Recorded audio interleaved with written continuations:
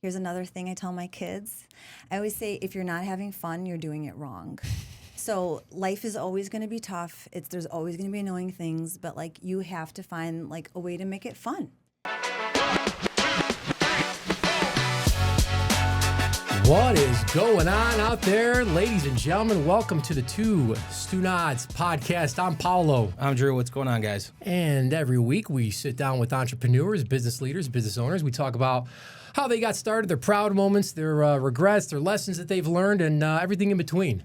I'll start off by saying nothing special about Drew and I. We're just two ordinary guys sitting down with some extraordinary people, unpacking their story. If you guys like what you hear, if you guys get a nugget of information out of today's episode, do us a favor, hit that like button, subscribe, comment, share, all the things. It really helps out the show. Yeah, it truly helps, guys. I mean, it really does. We appreciate you guys watching, whether you're on Spotify, you're listening on Apple, whatever it is. Thank you again for tuning in. And we're proud to be the Two Stunads. Yes, we are. And like Drew mentioned, we're all over the place. We're bringing you guys episodes weekly on all podcast streaming platforms. We're on all social medias, on YouTube. We got our email, ask@stunads.com. We'll put in the description all the things. If you guys know anybody that wants to be on the show, if you want to be on the show, we'd love to have you. Hit us up. We're talking with powerhouses, and we've got a powerhouse today. Yeah, a big powerhouse, man. I mean, this girl, she could take the next level, man. I mean, the stuff that she's got, just her history alone. Super pumped to have her on the show today. Mm-hmm. It's an honor to have her on the show and for her to come on. Really interested in seeing where she's at, where she wants to be, and kind of where she wants to take the profession in that subsidiary of section. Yeah, absolutely. She's no gimmicks. She's a board-certified physician with a background in biological sciences, focused on longevity. She's refused to accept a broken system, and is rebuilding it piece by piece the right way. And she's the founder of Revive Medical and Wellness out in Schaumburg, Illinois, where she's combining evidence-based medicine, wellness, and aesthetics, all under real physician oversight, right? Not that fake shortcut weekend certifications that you might see elsewhere. It's the real deal.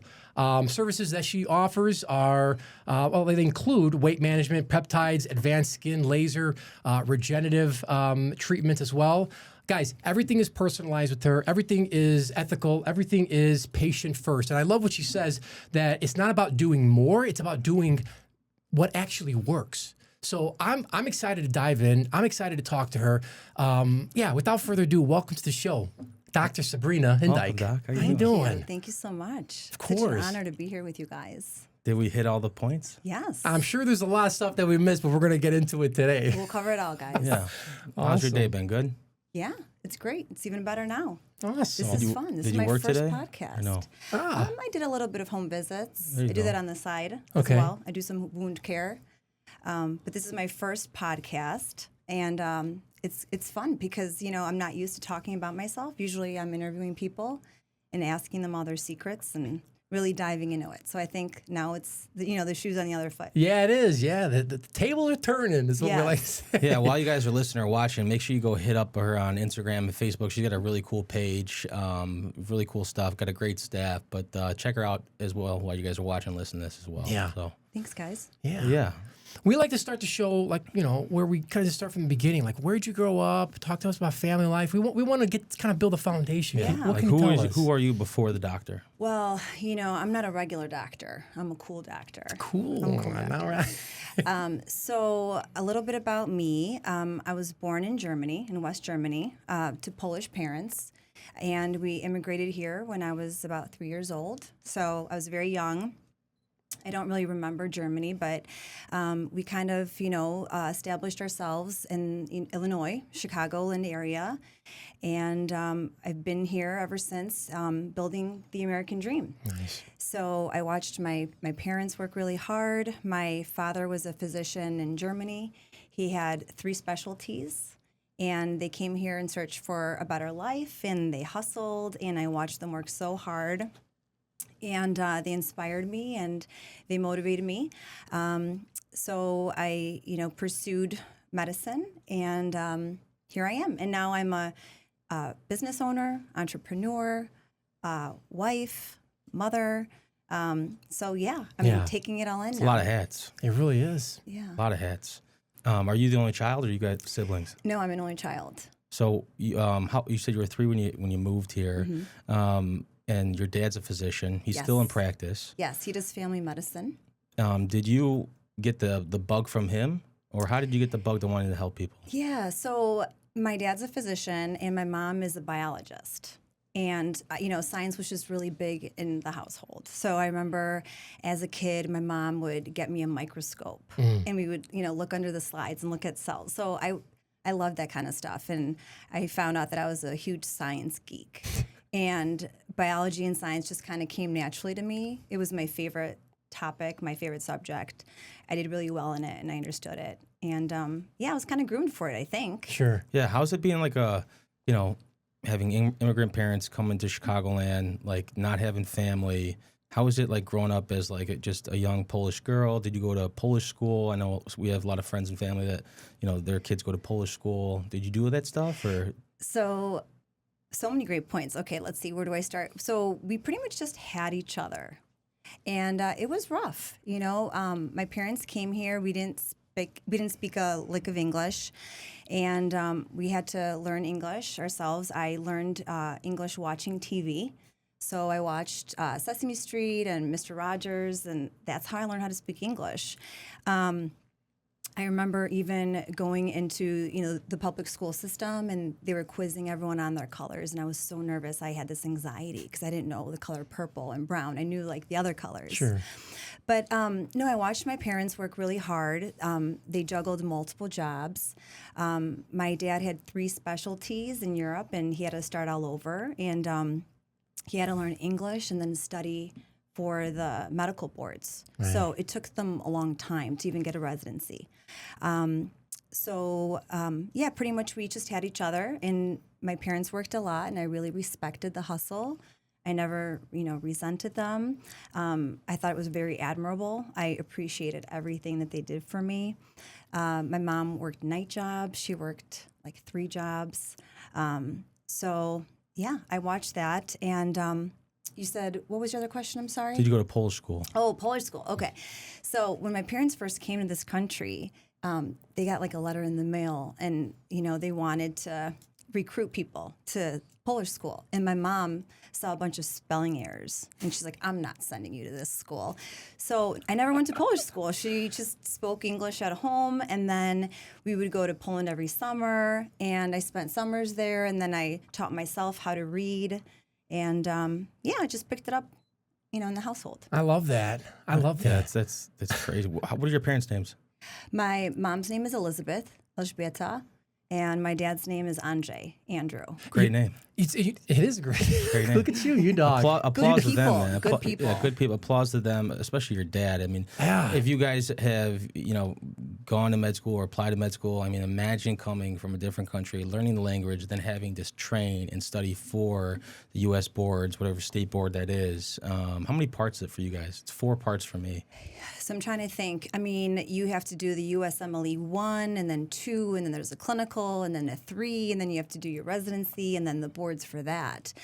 So my dad actually, he had 3 specialties. So I just want to give him, some Let's do it. some street cred here. Well, he should get the street cred. So he was an OB-GYN in Poland, and then in Germany he was an anesthesiologist and a critical care medicine doctor. And it was actually like a really cool job. He told me stories that they had 10 minutes to get to a scene, like if something was happening, like a critical care scene, right? So a lot of times, like, he was already dressed, just ready to go. Wow. Like, he had his shoes on, and they would just fly on the Autobahn. And he was in a sports, like a Mercedes ambulance, like a sports version. Oh, nice. And then behind them, they had like a minivan. Or some type of truck, but they had equipment where they could perform surgeries or like basic procedures. Holy cow. So if something happened, if there was a car accident, they would just take people and back. And then my dad, he was an anesthesiologist. Yeah, because how close to the hospitals? Right. I mean, there's not. I mean, Yeah. I don't know. I don't know much about Germany hospitals, but obviously it seems like they're not close. Right. So my dad's a brilliant man. And when they came to the States, you have to start all over. And I remember he worked at Belmont Community Hospital, which no longer exists. And he was a retractor, like in the OR. Sure. And I mean, he did not make a lot of money, like at all. But you just kind of did any little job that you could take. And, they say actually with all the medical jargon that we learn, it's like speaking another language. Yeah. So you really is. Not only are you learning English, but then you're learning medical English. Right. I Latin speak English. terminology. I speak English, and when I go to the, it's like what? Hang on a second. What was that word? And what does that do? And what is that drug? And what is his name? And drugs have different types of names too, right? Aren't there different? Right. So it's like is that the same thing as that? I very hats off to your father. Hats off to my parents. Yeah, Yes. yeah. God bless. Like they did so much for me. They've always invested in my education. So even when I had a very modest and humble upbringing, they always just put money into my education or extra courses, school. Yeah. Your kids are an investment. That's what I think. I mean, they are. It's whether it's paying for school or setting them up for this. I mean, obviously, got to educate them, teach them how to motivate them, be independent. But I think it's one of your biggest investments, if any. I agree. Absolutely. I agree. That's so true. So you touched on school a little bit. Can we talk a little bit about like where you went and like walk us through that process? Like, did you know that you were going to be what you were when you graduated? Like, how did that plan kind of roll out? Yeah, so it's funny, growing up in a very strict Polish household where your dad's a physician and your mom's a biologist, they gave me 3 options. They're like, you could be a doctor, you could be a dentist, or you could be a lawyer. And I had to choose one. So, they were very strict. They always wanted me to get straight A's. But, I thank them for that because they really pushed me. I went to school. I went to Marquette for college, and then I went to medical school in Poland. Okay. And it's an American program in Krakow. It's called Jagiellonian University. And I lived abroad for 3 years. And then I did some of my clinical training here in the U.S. And the program was taught in English and then in Polish. And it was a wonderful experience because moving back to Chicago has the second largest Polish-speaking population outside of Warsaw. I didn't know that. So when I lived in Krakow, there were less Polish people there than there are here in Chicago. Wow. That's interesting. That's crazy. What's the first? Warsaw. Oh, Warsaw. Okay. I grew up in Norwich, and when I went to high school, Norwich is very populated with a lot of Polish. All the kids, and I didn't know a lot of kids, they were all speaking Polish. I'm like, I feel like I'm in a different world over here. So I can kind of. Did you learn some Polish? A little bit. Tutaj, piłka, because I played soccer. Sure. Piłka. Yeah. So I picked up some words and some bad words too. I won't say those. Everyone always knows the bad words. Yeah, those are easiest one to remember. But that's awesome. So you came back to the States, and so you graduated, and so like, what was your first taste of your job or your career? Like, how did you kind of make your transition into that? Yeah, well, definitely it was very different, doing clinical training and then all of a sudden diving into residency and being a doctor and having those, the MD after your name, those letters after your name, and then all of a sudden you're responsible for these lives. And no, I mean, it was definitely scary, but it was an amazing experience. It was very difficult. Our hours, I'm like the generation of doctors that's like back in my day, I used to work a 30-hour call because now they changed it, which, I'm glad that they changed it because they say that sleep deprivation is so dangerous. I mean, it's equivalent to driving home under the influence of something. Yeah. And I remember driving home after a 30-hour shift, and I would have to like roll down the windows and just like blast the music and make sure I wouldn't fall asleep at the wheel. Yeah. And I remember when I worked my ICU shifts, I had this little routine. At 2 a.m., I would like drink my Red Bull. And then at like 5 a.m., I would have my coffee. And then I would just like try to stay awake for rounds and then, try to make it till noon, which I could, and then I would go home. Yeah. Yeah. So they were long days. It's so funny because like 30 the hours. patient doesn't see that. They don't realize like that, you know. What do they Right. work now? 410s? I think they do like 12, maybe 12 312s? hours. Who knows? Oh, I don't know. man. Long That's a days, little- man. that's well, 12. especially if you're working a night shift, then your circadian rhythms off. Yes. You know, if you've got Oh, a it's done. family. Yeah. Yes. It's a lot, man. And Yeah. you know, your place, they tell you until you build that seniority, it is what it is. You're at the bottom. Mm-hmm. It's almost like you start at the bottom, you grade it, then you start at the bottom again. It's like a continual mountain, Yep. you know? But how many years of residency did you do, or do you have to do? 3 years of residency. Mm. And I did my residency at Resurrection. Well, it used to be called Resurrection, but I think they still, they call it Ascension and Amita and Prime.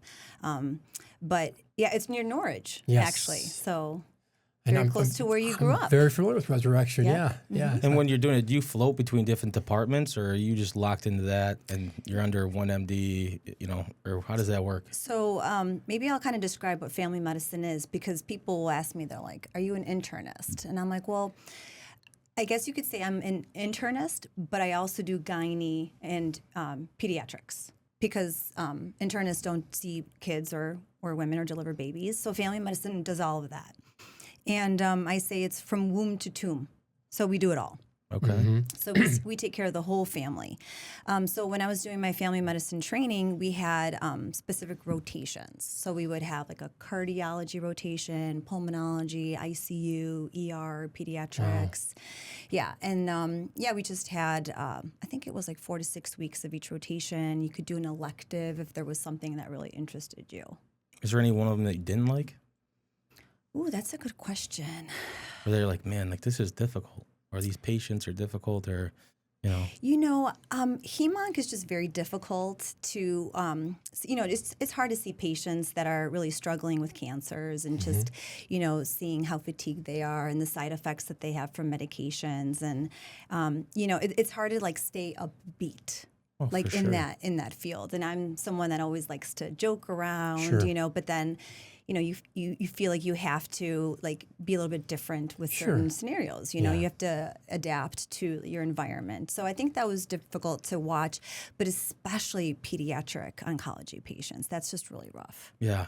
So when you're in that hospital setting, who would be like almost like a case manager, a manager of that department, right? So you have a manager and then you have all your MDs, and then who do you have below that? Is it NPs, the nurses? Like what's the protocol? What's like the seniority or like the chain of command? Hierarchy. I see or- what you're saying. How does that go? Well, it's a little bit different now from when I graduated, because I don't believe that we had NPs and Ps working at that time, but we had like attending physicians, and they were like, the physicians that have been there for a long time. And then, like residents, like we were just kind of like lower on the totem pole.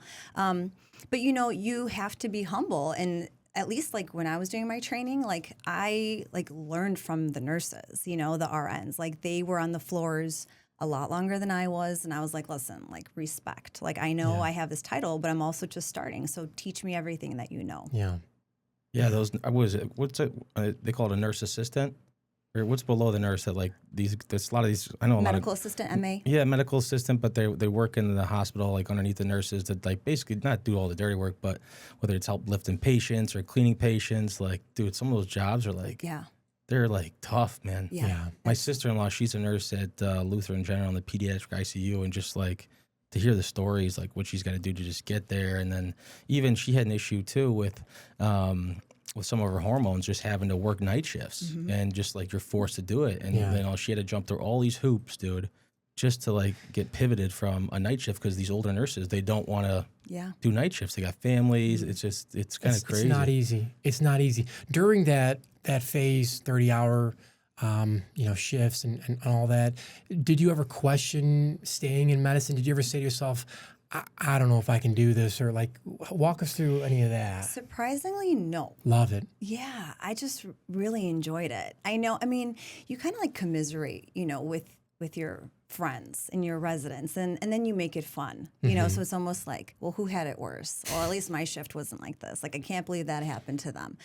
I just love medicine so much. Sure. Yeah, I wish I could say that I was like, I'm quitting, but no. But maybe I'm just stubborn, and I'm like, this won't That's take your me upbringing, out. right? That's your full. I'm not leaving. I'm in this forever. Yeah. You can't get rid of me now. Yeah. Do you know, like, are there any docs that graduated, whether with you or kind of in your residency class, like that aren't practicing anymore? Yeah. And is that like, I mean, we see that in the chiropractic profession too, you know, just, I don't know, I never asked one, but like whether it's burned out or, you know, who knows what it is, but how common is that? Yeah, I have seen quite a few actually. I know like one pursued like a business career. Like she's very talented when it comes to like home design and things like that. And I mean, she launched an amazing career. So like kudos to her.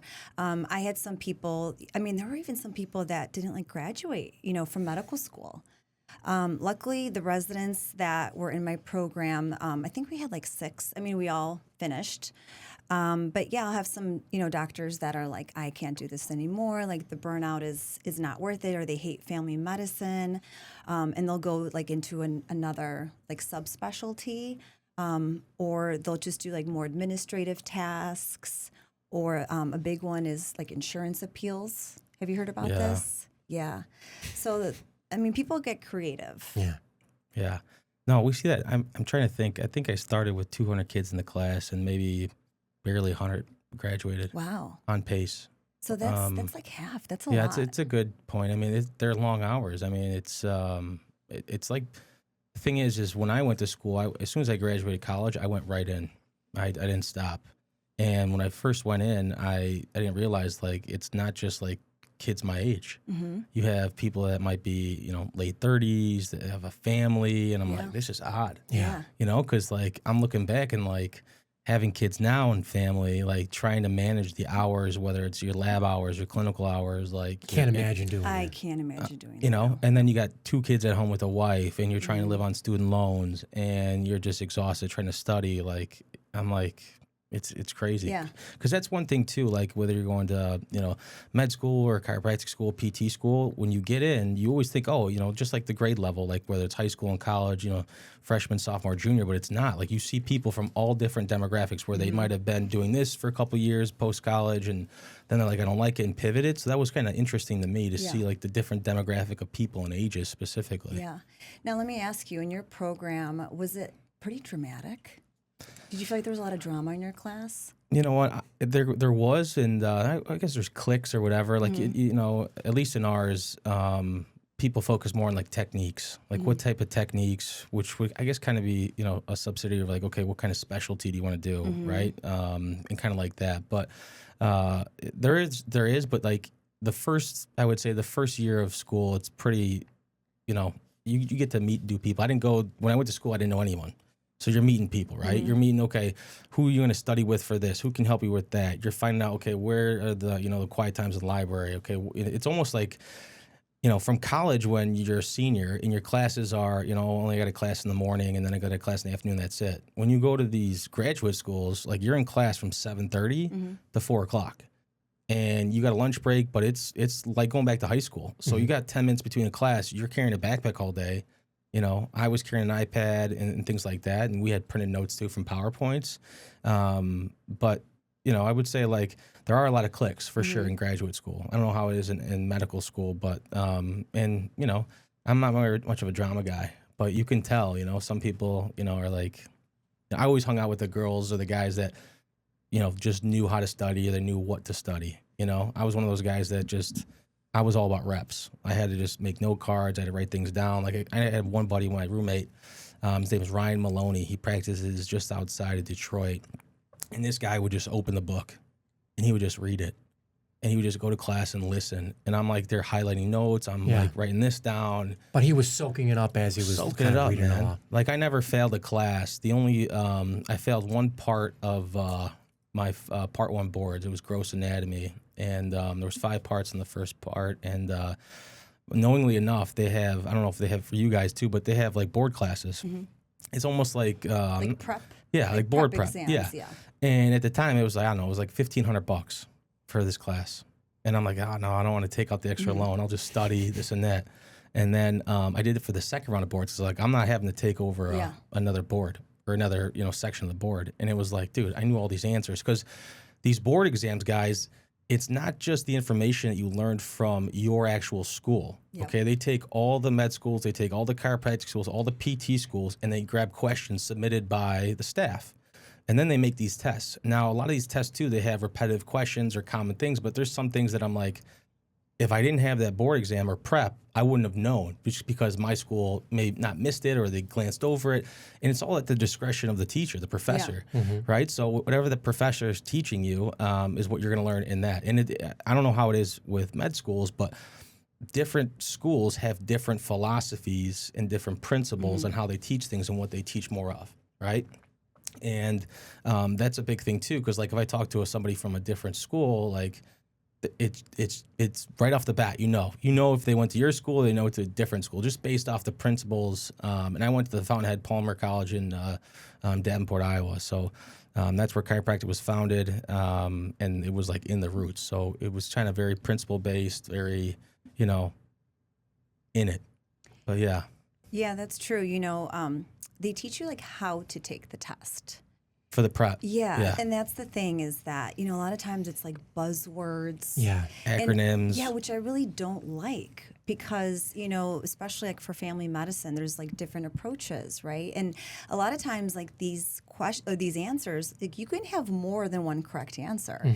But you're right. Like these, I feel like, it's a business too, right? They want you to pay these courses and get these books, and then we talk about that all the time. Yeah, and then you know these buzzwords, and then you know how to. It's like a knee-jerk reaction. You're like, oh, okay, I remember this question, and they repeat the question. So it's like you have to buy these question banks, and that's not what real life is about. Right. No. So no, it's crazy because it costs you to take a board exam. Right. Whether, I don't know, whatever it was, $1,500. So every time you take a board exam, and at least for ours, there was 5 parts in the first one. I think there was 6 in the second. Same thing for the third, and then the last one was more clinical, in-person, colonoscopy, where they have a camera in there, they have a patient in there, and you gotta have, there's somebody in there with a clipboard, and they're writing down, okay, did you hand sanitize here? Did you introduce yourself? Like every little detail, making sure that if there's a red flag, boom, okay, here's the red flag. Like it's very, very detailed. And then we took a lot of radiology classes. So because I'm reading films all day, from X-rays to MRIs to CTs, like radiology and stuff like that is huge. I'm a DAC bar, so I love doing that stuff. That's like my very that's genuine great. to my Now that heart. I know that, I'll have to pick your brain. If there's an image, I need to get a second opinion. Really quick, while you were in the field, while you were actually practicing, while you were, not in school, was there something that, you came across where you're like, well, I didn't learn that in school. Why wasn't I taught that? Or why didn't that come up at all? All the time. Interesting. To this day. Yeah. All the time, All the time. Well, one thing that you forgot to mention in my bio, I also teach. And I used to be involved in the residency program where I did my training. And I'm a clinical professor for 2 PA programs. So I have students, and I tell them all the time, day one, like when I give them a little intro, I'm like, listen, like medicine is very humbling. Like it's going to check you really quickly. Yeah. So, don't pretend like you know everything. We're going to learn from each other. We're going to go over topics. I've been doing this for years, but it's so easy to get into a routine and things change. So you're going to probably maybe teach me something new that I may not, be aware of. But yeah, I always say it's very, very humbling. So I like never stop learning. Every day we should be learning something new.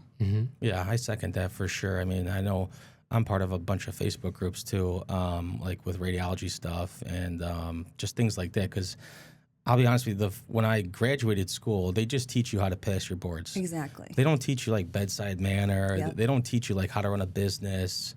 They don't teach you that like day-to-day stuff that you're like, oh shit, like this is what you have to do. Like you have to deal with this. You got to get this pre-authorized. You got to send in clinicals here are the med records, or collections, things like that that like you have to have. The important stuff. Yeah, how to market, how to be in marketing, like the stuff that like you have to do. And that's where a lot of people get tripped up, because I don't know how it was for you guys, but there's a lot of people that are like, we're straight A students, they're saying, oh, I'm going to have my own practice, this and that, blah, blah, blah, blah, blah. And then, they get into practice and then they're terrible. They're a terrible people person. Like they might be great at what they do, but they can't communicate. They can't have a conversation like this. And so it's very funny because you look back and you're like, yeah, I could have told you that, like just based off their personality, right? Because when I go to you as my primary, like I only want to go to you, where it's a very intimate relationship. You know about me, my family, my history. I don't want to go to somebody else, right? I'm like I a take priest. that. Yeah, you take that. I know all the secrets, guys. I know everything. Yeah, Right. that's why when I close, I'm closed because my patients, they don't want to see another provider. Not that they couldn't, but they don't feel comfortable. They don't know their case history. They don't know how to do this or what to do or how to make them comfortable. So it creates a weird, dynamic if that's the case. But I've seen that quite a bit too, just kind of going back to like people that wanted to have their own practice and now they're an associate of a practice, and it's kind of humbling in their sense to see that, because I wasn't a straight A student, but I got through. I didn't fail one class in school, and I just grinded it out. And I'm telling you, like, the stuff that you learn in school is not nearly as knowledgeable as the stuff that you learn in field, because the stuff in field, like even clinical stuff, you're like, man, like, why didn't they teach this? Or like, they need to teach this, like, how to address this, or this is a red flag I see. Oh, I didn't know that was a red flag. Like, why is that a red flag? Right. Okay, what's that going to lead to? Right. In medical school and chiropractic PT, it's almost like a flow chart, they tell you. So here's the problem. We're going to go A to B here. If it's this, then we're going to go here. If it's this, then we're going to go here. It's almost like there's a step-by-step protocol on how to do that. And then when you get out of school and you go into the field, then it's a little bit different, because then you got to deal with insurance. Did you see that picture that I posted? I've posted like 2 pictures on Instagram so my patients can see what a insurance reimbursement can look like. And both of them were like $3.54. Yeah, we'll get checks for $1 something. Yeah, like you can't even go to 5 and below. Is that? You can't even get like water at an airport or a gas station. A lot of providers go cash, man. I mean, I know a lot of cash providers. It's difficult, though, because people want to use their benefits. I get it. Is it better to go cash as a patient? Talk to me a little bit about that, because I'm not. It's state to state different. But like, here's the thing: like, insurance now is so expensive, right? Yeah. And patients have like this crazy deductible. So the deductible means that amount comes out of your pocket first. And then after you meet that, then they'll, cover a percentage. So, I mean, some people have $1,000 deductible, which seems, if you're healthy, that's a lot, right? You're not going to be spending $1,000 on care. But then some people have like $6,000 and then $10,000. So I tell them, I'm like, listen, I'm going to be transparent with you. It might be cheaper for you to see me and pay a cash price than to go through your deductible. And I tell patients too, sometimes with like imaging, I pay cash and I just go get an MRI and I pay cash because I learned the hard way. I used to work for a hospital and I didn't have like the best insurance, which, by the way, isn't that crazy, everybody out there? Like, I used to work for a major hospital group and our insurance like wasn't the best. That's insane. And, yeah, it's nuts. And I remember I wanted to like MRI my knee because like I thought I'd injured it. And I used my insurance, and the markup is crazy because they charge you for, having the image done. But you can't just have the image, you need to have the read. So then they charge you for the read. And then I'm like, oh my gosh, this is insane. Like, this is not like fair market value. Right.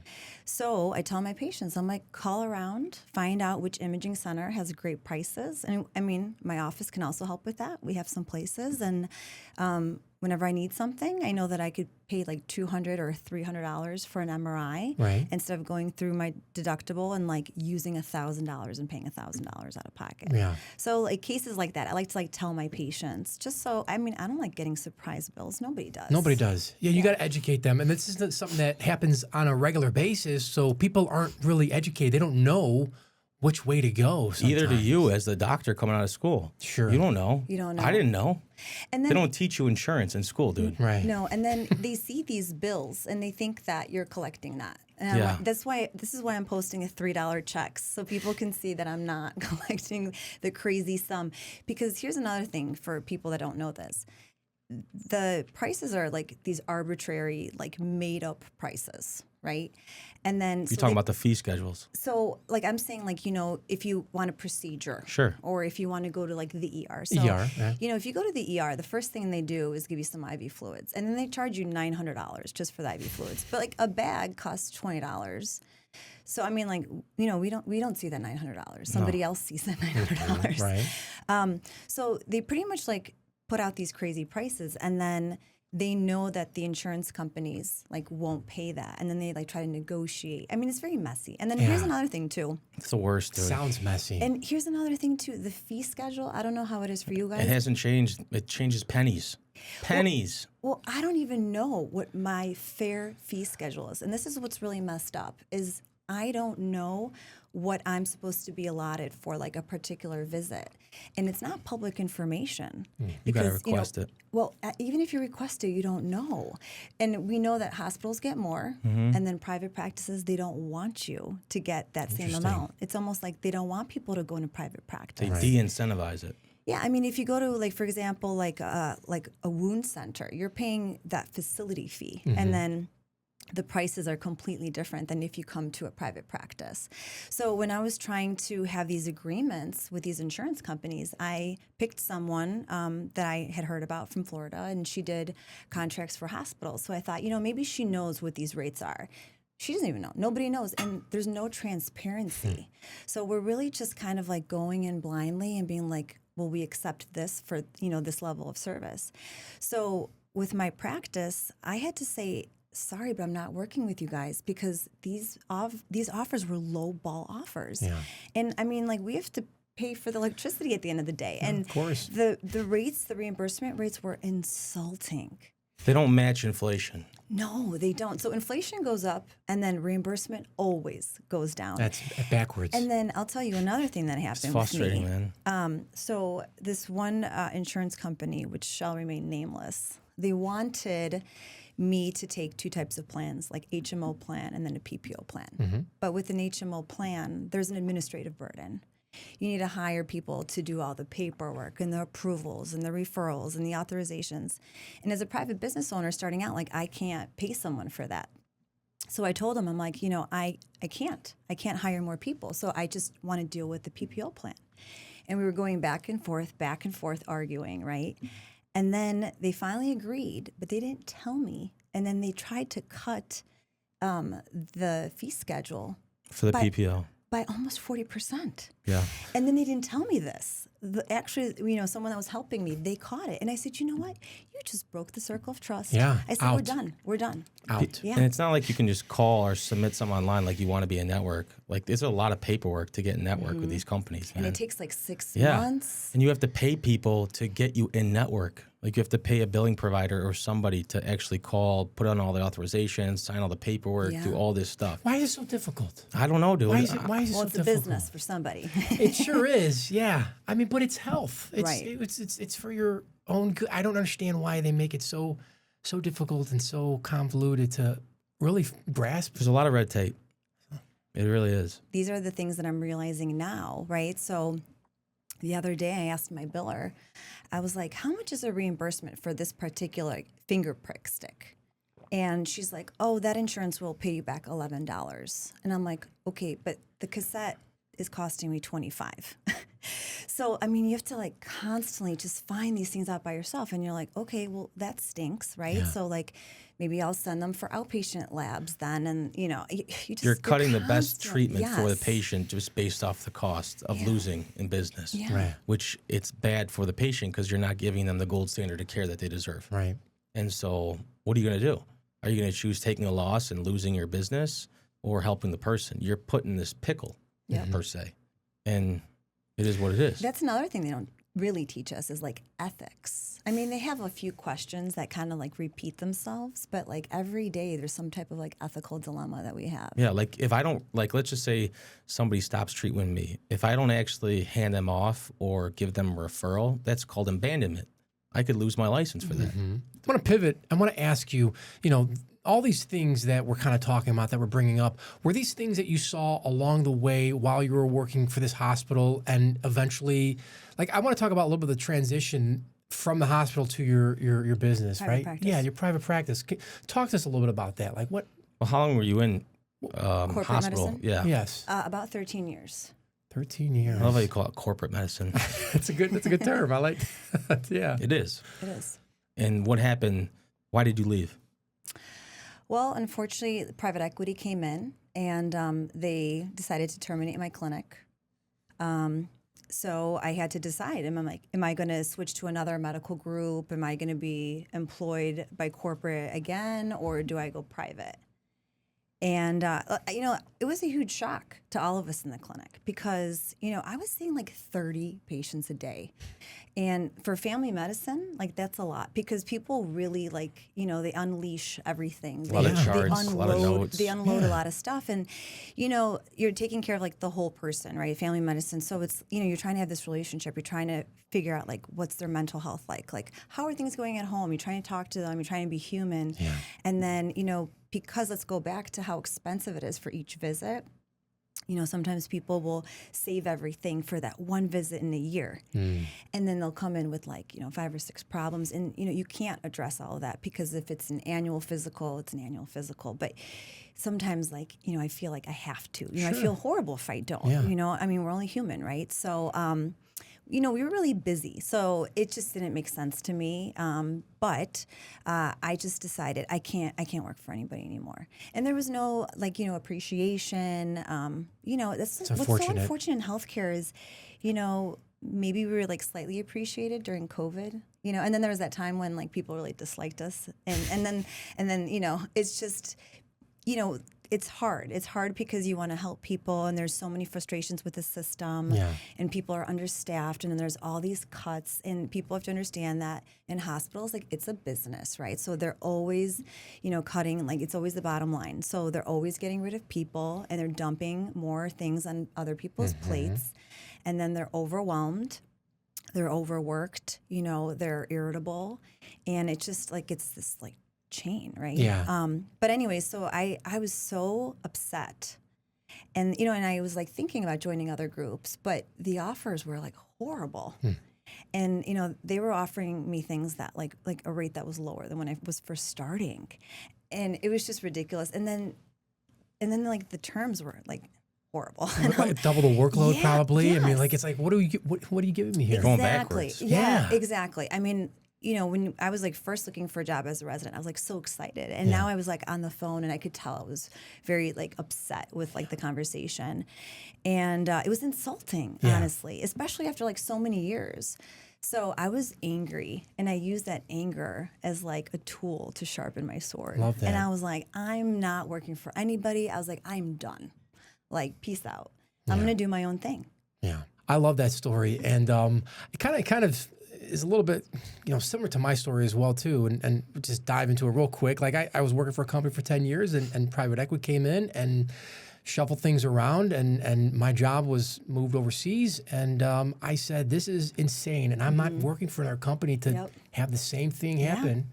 I'm using the fuel right now to build my own business. I love this. Because I'm not interviewing at another company that is just looking for people to talk. And the workload is double, the pay is less. It's I'm not going backwards. Right. I refuse to do that. Exactly.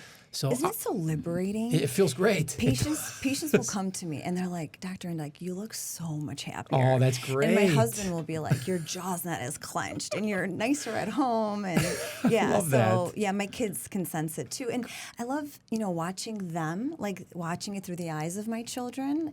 They're so proud. So if I have a launch event or an open house, I get them involved. Or on the weekends, I come to the office to get things ready for patients. And I'm like, come on, you guys are coming with me. I want you to see what it's like. And, even if you don't want to go into this, maybe at some point I'll just hand it to you and you can sell it off or whatever. Sure. But, I like seeing how excited they are. If we do silly reels for Instagram, they're like, oh, let me see what you did. And their eyes just light up. And that's worth it for me. Yeah. I'm hustling for them, just like my parents hustled for me. Yeah, I love that. So I want to build something for them. Yeah. It's been fun. That has been fun, I bet. Yeah. I did not think that there were all these additional fun opportunities in medicine and business. So since I opened in August, it's only been a few months, but after a few months, we felt like we outgrew our space. But then, so many things came out of it. I had somebody approach me for a private label skincare line and a supplement line, and then working with a scrub company and a supplement company. It's really cool. And being on this podcast, it's just so cool. I get to, do all these fun things. Yeah. So it's been a great, adventure. I bet it has. I want to talk about your business a little bit. How did you, what was the kernel? What was the thought of this is what I want to focus on, and this is what I want to do, and this is what I want to offer my patients. Like, talk us a little bit about that. Yeah, so I love family medicine. Sure. And, sometimes people will think that I just took the aesthetic route, and I did not. I always kind of like make that a point, like, no, I can't turn my back on medicine. Like, I'm treating the whole person. But now it's about longevity, and also it's about aesthetics. When we feel, or when we look our best, we feel our best, right? It's like a mental health thing, so we want to address it from all different angles. So I'm taking care of the patient, and we're doing, blood work. We're going over all that together. We're going over a family history. And then, we talk about their goals, and then I wanted an elevated space. First of all, I wanted a space that looked, beautiful, because usually it's like med spas that look really nice. I wanted a space where patients felt really important and felt special. So they walk in, and it's not your typical sterile doctor's office, and we want to offer them like a nice coffee and like a porcelain cup, and it's Italian coffee. So best. It is the best. And we have these great relationships with these people. I've known them for years, and I just wanted to throw in there, during my transition when, I wasn't working for corporate, a lot of patients didn't know where I was going. And I told them, like, keep an eye out. I said, watch, on, you can always Google me or look on Instagram. I'll be posting some teasers. But I took some time off. One of my friends got married in Poland. So patients were looking for me. And my some of them got a hold of my cell phone one way or another. And my phone would be blowing up, and it was like a good problem, because it was all the patients that I remembered. And I remember there was this one gentleman, and he called me, and he didn't introduce himself. And I said, is this so-and-so? And he's like, it is. And I'm like, I just want to tell you that you forgot to introduce yourself, but I know your voice, and I know who you are. That just shows you how long I've been taking care of you and like the relationship that we have. And I know a lot of my patients just by their voice if they call me. Yeah.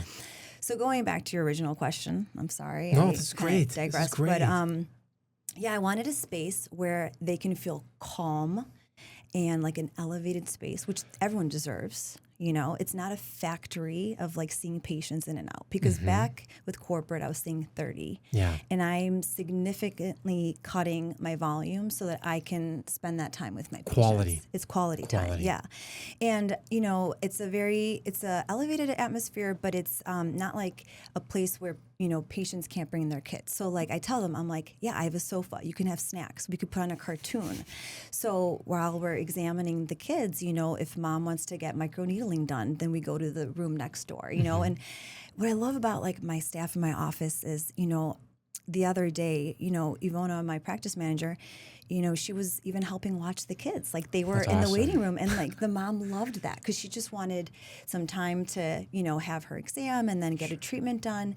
And she's like, oh, will my daughter be okay? And I'm like, oh, she's in great hands. Ivona. And Ivona was like, we have these little rubber duckies that we give out to kids at the end of the visit. And she was like playing with them and showing like, some cartoons on like the phone and stuff. So yeah, I think it's a space where patients can feel very comfortable. They can continue to have their care.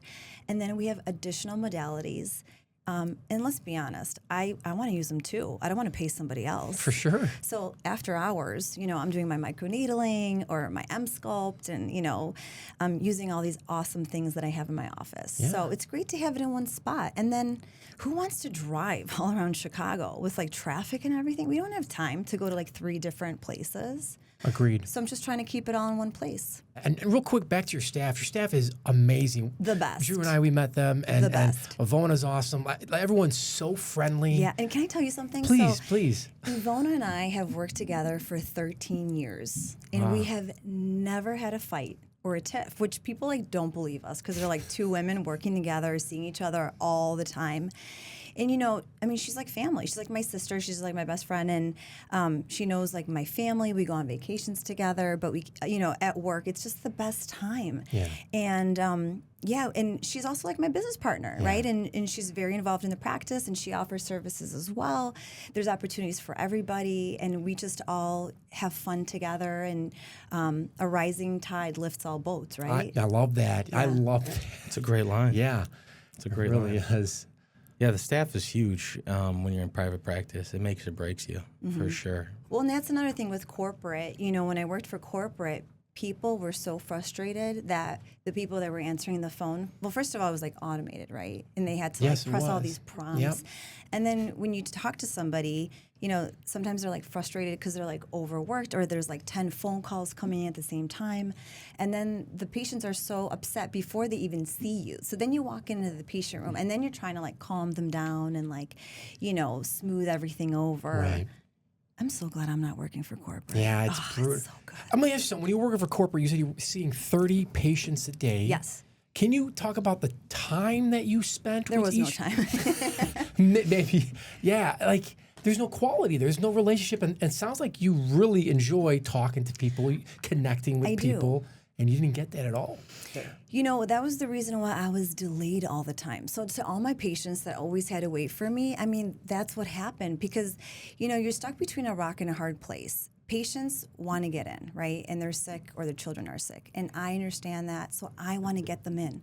So I tell my staff, squeeze them in, squeeze them in. I'd hate to wait. I don't want to wait.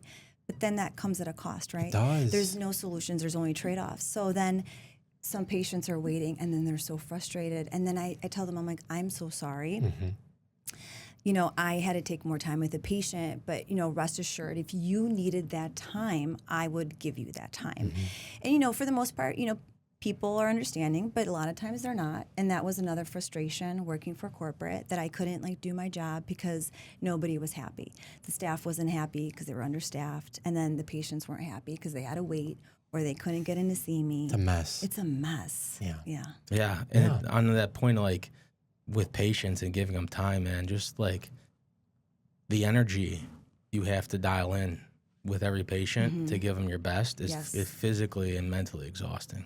Can we say that again so that people can hear that? Yeah, It's If very you- important. if you truly give your all, when you go and you're listening to different people and how they feel that day and what's going on and their pains and their problems, it's very emotionally exhausting to take that on as a burden, give them a solution, and bring positivity with every patient. Yes. And when you do it repetitively, it can be exhausting, and it's one of those things where like I know people are like, dude, I can't do it. It's so much stress of like, Burnout. am I doing the right thing? Is this the right modality to do? Is this the right treatment for this? You're questioning yourself, especially being a young doc and you don't know everything or you're learning things. And then you throw everything else on top of it, you know, having a spouse, running a business, trying to take care of staff, trying to hire, trying to educate staff, trying to make sure that they're on speed with this, trying to make sure that this is done correctly. It's tough, man. Well, and that's another thing too. It's, you know, if I'm on vacation, unfortunately, like I'm logging in my laptop and somebody needs a refill or they want to know, you know, what their labs are. And they don't want to wait. They don't want to wait. Or, you know, on like Christmas Day, sometimes I have to pull my lap or, you know, there's always we're always working. And I just think that's so important for the public to know because like you said, they don't see that. And then also, you know, we take our job home with us, whether or not we want to. Like we want to disconnect, but you know, it'll happen. We'll wake up at 2 a.m. and then we're like, oh my gosh, did I forget this? Did I ask him this? Did I order this? I wonder if the results came back. And you feel bad. Yeah. Yeah. And then I've had that happen before and then either I'm on my phone, I'm like, I'm so sorry, I forgot to do this. I promise you I'm going to do it as soon as I get into the office tomorrow morning. Yep. It happens all the time. That's why I have to write things down. We use Trello, which is like a Project management board, it's things helpful. like that on our EHR and things like that with alerts because there's so many things that like when you're talking to the patient, I'm not like having an interpreter or somebody scribing for me there. Like I'm listening to them, engaging. I don't want to be writing something down and be like, okay. Right. And a lot of I'm sure in the I want to engage with you. I want to give you my full attention because that's what you deserve. Yes. And so then it's like, okay, oh man, I forgot to put this here. Yeah. And it can be difficult because you want to have the best doctor's report. If I'm going to come to you, I appreciate you coming to me because you can go to somebody else. And I want to make sure that you feel valued and that I treat you just like I would want my kids or my wife or my parents or grandparents to be treated.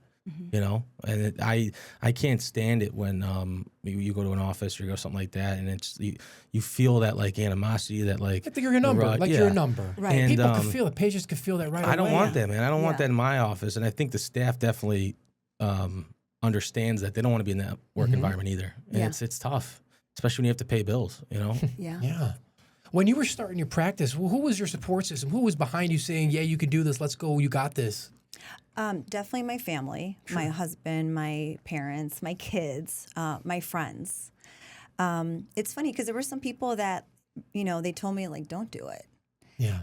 Actually, for a long time, my dad, who has a private practice, told me not to do it. And it was because of the reimbursements. And he's like, it's just not worth it. He's like, work for a major medical system because then that way at least you have paid time off, and you get CME. Oh, by the way, we forgot to talk about that. We also have to have continuing medical education. How many hours you got to do? Yep. I think it's 75 hours a year. Yeah, I got to do 300 in 3 years. Yeah. So, I mean, That's a business in itself. yeah, and you have to spend money on this. Yes, just to maintain your hours. And yeah, so there's just always so many things that we have to They don't think teach about. that. I mean, I don't know if I knew about it. I mean, I think teachers got to do it too and things like that. Yeah. But like, you have to go. You're legally, you have to do Right. it.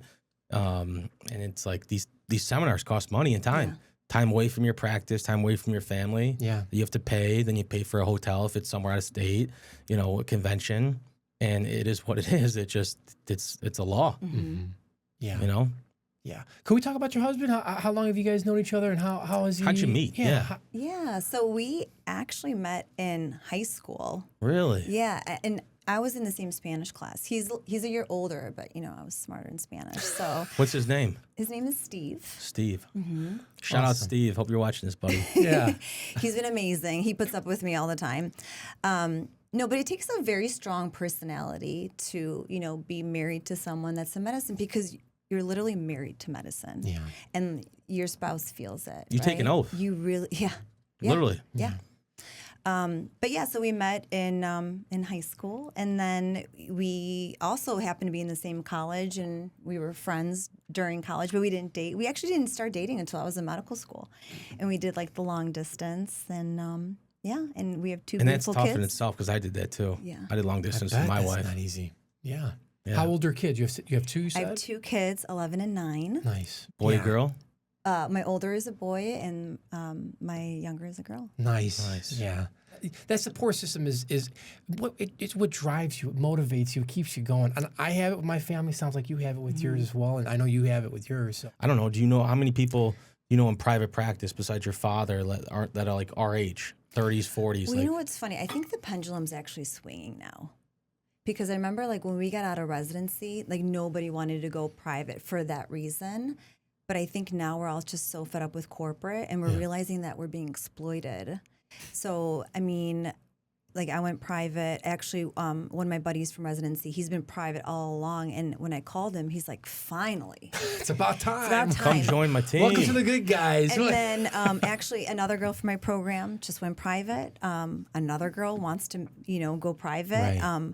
And then the one remaining from my program, I'm trying to encourage her to come work with me. Nice. So I think patients are kind of seeing that the system, everything is sloppy right now, right? And I think, like, you have to wait a lot. We have to wait a long time. I mean, just dealing with these big hospital systems, like you said, the sterile environment, and like nobody really likes that anymore. And I think care is sloppy, and I think people enjoy going to a private practice because it's a little bit different. They feel like they're being taken care of a little bit better. Absolutely. You can feel the quality. You can feel the quality. Totally feel the quality. Funny Yeah. you say it's that thing about the pendulum swinging because when I got out of college, it was like, okay, now you go work for an agency, you go work for a company that has, digital marketing in their in-house, whatever it is. But now I'm seeing a lot of, PE buying some of these companies and they're merging and they're growing and people are like, I'm out of here, or they're getting laid off, or whatever the case is, and they're doing their own thing and they're crushing it. Yeah. They're crushing it. I'm curious, going back to like your transition from you said corporate medicine, right? Yes. Corporate medicine to private practice. What are some problems that you faced that you didn't face in the corporate medicine? I'm sure there's a ton that you did face in the private practice, and you're like, okay, I can overcome this, or you're like, how am I going to overcome this? Some things that you kind of learned along the way that you had hurdles that you overcame. Yeah, I mean, it was a completely different lifestyle. Like before, I would just like roll into work and see patients and leave. I mean, of course, there's all the charting and all that Sure. and refills. Yeah. Okay, all the paperwork. But, if I was sick, I'd be like, well, that's not my problem. corporate can find someone else to work, cover for me. Right.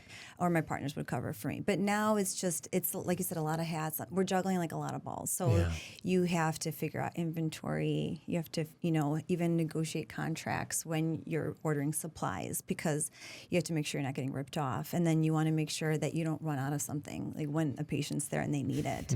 And then you want to make sure that you're being reimbursed a little bit more than what you're paying for that product, right? Yeah. So there's just so many things to keep track of. Yeah. And then also you're trying to stay relevant, right? You're trying to like promote your business. You're trying to network.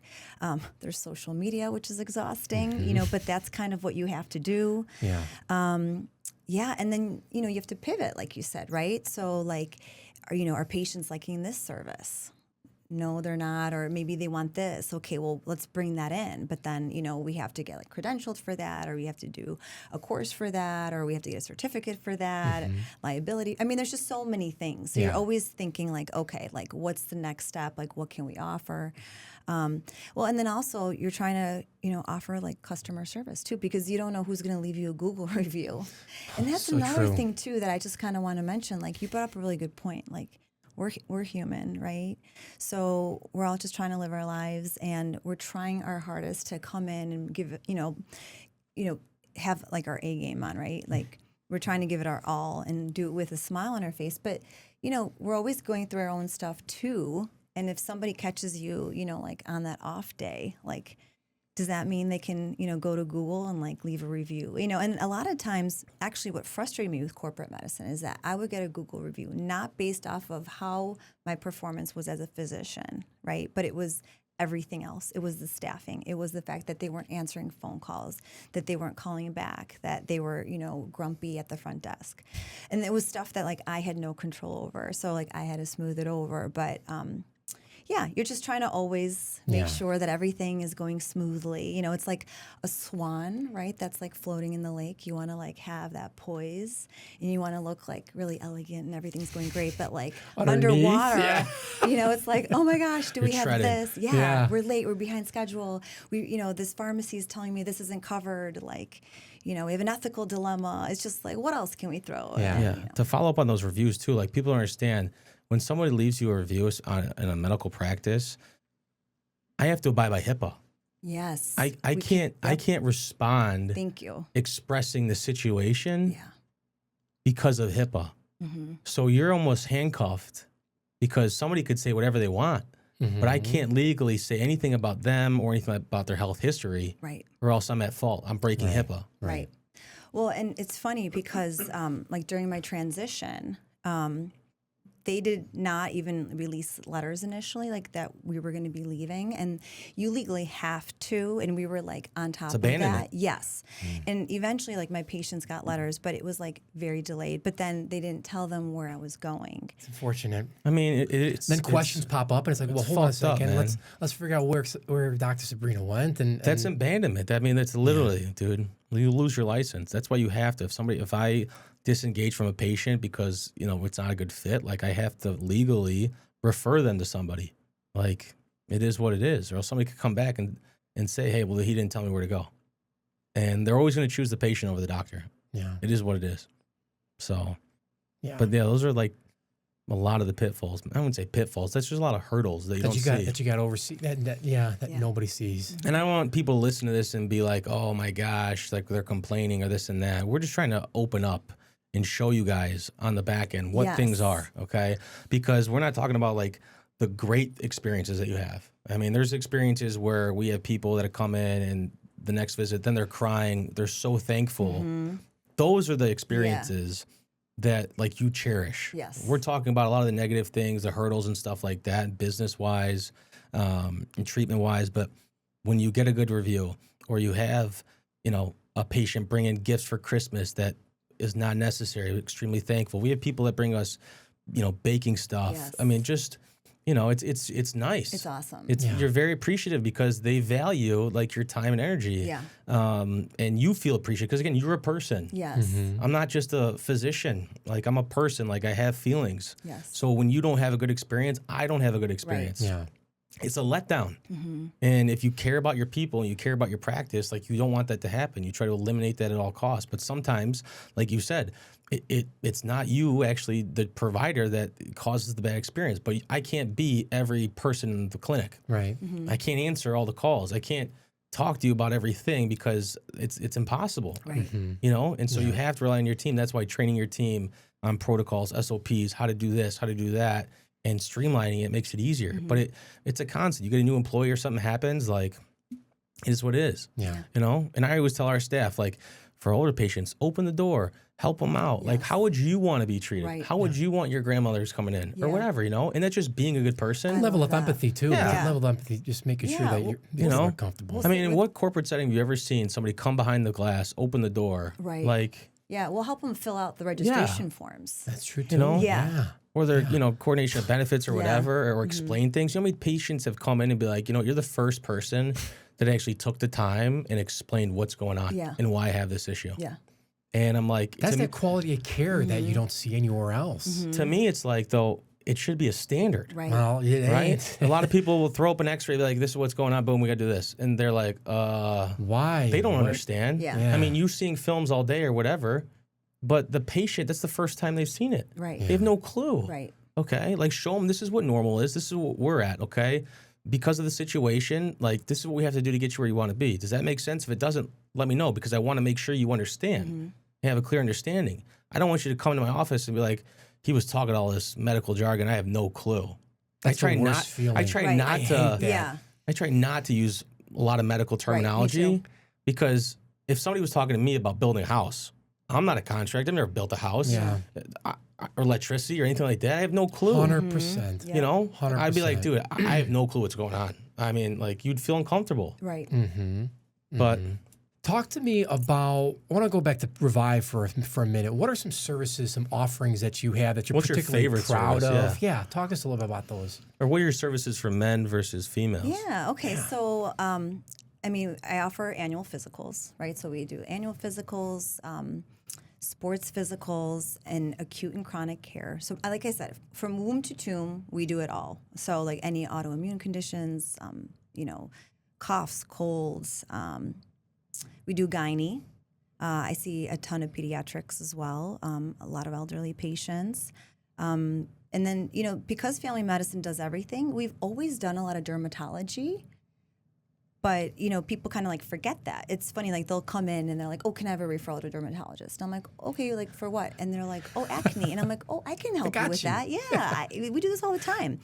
So, you know, in terms of aesthetics, we offer microneedling, we offer microchanneling, different treatments like PRX, which are biomodulators. They kind of help stimulate collagen. We have lasers for skin regeneration and rejuvenation, and for pigmented lesions and vascular lesions.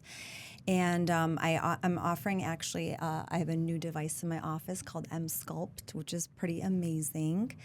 And you attach these paddles, and it's electromagnetic stimulation, and you get 20,000 contractions in 30 minutes. So I actually tried it for the first time after I had my babies. And my kids, like my son was really big. My husband's 6'4", so my son was giant. my son was 22 inches long when he was Big born. boy. Wow. Big boy. So when you have this, I'm not going to use medical terms, but I mean, your muscles separate on the sides, and we call that diastasis recti. And I always had a strong core, but I didn't like that the muscles separated. So I wanted to kind of bring them back together, and then I wanted to just like work on my postpartum baby body. So I tried this machine, and I loved it. And what's really great is, aside from like the aesthetic part, right? You can add it as an adjunct to your fitness routine, or if you have an injury and you can't properly exercise, then you're losing strength in certain muscle groups or range of motion, and you can apply it to different muscle groups and fire them up. So you could still like use it on the buttocks or the quads, and there's also functional panels on there for like pain and strains and things like that. So we're focusing on longevity because I've always been like very conservative with care. I've always kind of been like, well, why is this going on? And I've always been like that. And some people like that, some people don't. You know, when you see a doctor, it's kind of like dating. You try to find what kind of personality, like what kind of values align with yours. And I've always wanted to figure out, well, why are you having these symptoms? And I tell my students this, you know, I've diagnosed a lot of crazy conditions when like other doctors were just prescribing medications. So we're trying to get to the root of what's going on, and we're trying to see if we can address that. But, you know, longevity, you know, is this huge buzzword now because everyone wants to not only live longer, but have a better quality of life. And it's about lifespan, right? And not like health span. So we're trying to make sure that we're feeling good and that we're doing whatever we can to, you know, support that. So that's kind of where I come in. And also peptides and hormones. So you're asking like the difference between what we offer for men and women. I mean, we offer like acute, chronic care, but then, you know, if somebody's looking for hormone replacement or if they just want to, you know, they have this concern, you know, we'll sit down and we'll talk about it. We make sure it's very personalized. So that's why it's hard for me to like, you know, answer some questions people will ask like on Instagram. And I'm like, well, let's just make an appointment. I need to know your medical history, what's going on with your family. And I always love that too, man. Patients call on the phone. Yeah. And they want to like know like this, and I'm like, dude, like I don't know you. Like staff, like they only want to talk to you. Okay, well I can't take the call. Like tell them either I can call them back later when I get a chance, or especially new patients. Yeah, and you know what I say? I say it's kind of like, you know, if your car is making noise, you know, if you call your mechanic and you're like, my car is making this noise, doesn't matter how much you try to reproduce that noise, he's going to say, bring it in. I want to see it. And that's the same thing. True. Like, I know you have a cough. I know it could be like wet, but like I need to listen to it. I need to see what's going on. I gotta say, I love your analogies. You've got like the 6 solid, like they're gold, these analogies. They're spot on. Should I write a book? Like Dr. Sabrina Indyk life lessons. I have a lot of them. I should start keeping track. I'm okay. Yeah, that's on my bucket list. Let's add that to my plate. Let's write a book. I always tell people too, like, because we take films. So, like, they're like, I always tell patients, they're like a window into your body. If I don't know what's going on, I don't have x-ray vision, I can't just guess. Right. Like, there's been plenty of times where I've taken films and I've seen a tumor on this, and I'm like, if I didn't take that film and we treated this person, I could have made it worse. Yes. And so, if anything, people, why do I have to take an x-ray? Well, you have to take an x-ray because to see is to know and to not see is to guess. And I'm not going to guess. I don't want my people to guess. I don't want to make something worse. I'm here to help you. Oh, I don't want to pay for an x-ray.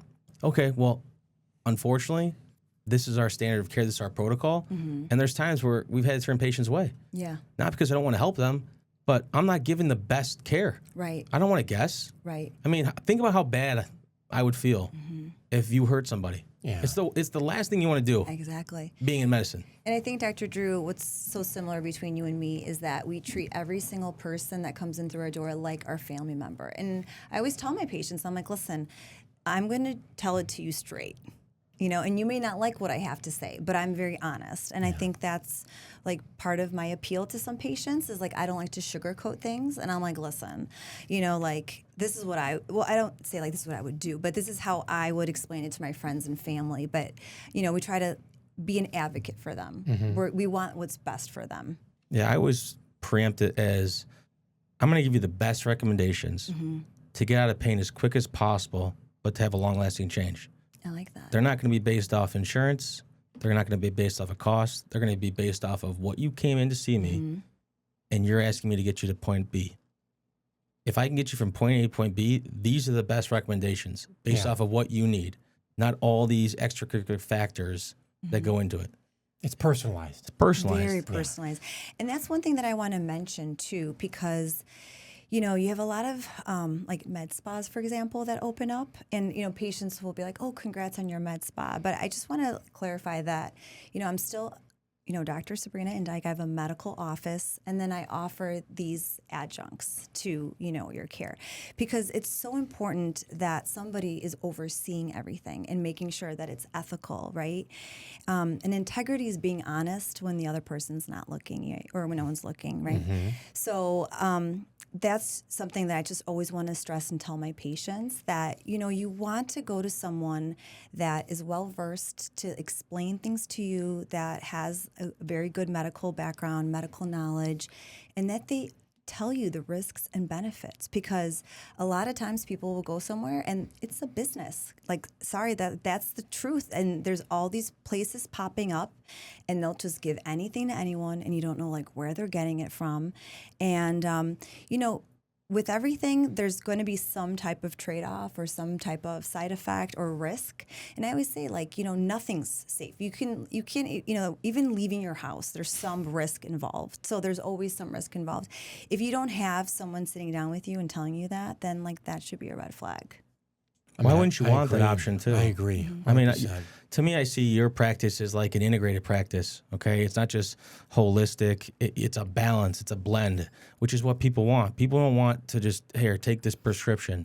They want to understand the problem. How did it get here? Mm-hmm. What can we do conservatively to start and build our way up? Mm-hmm.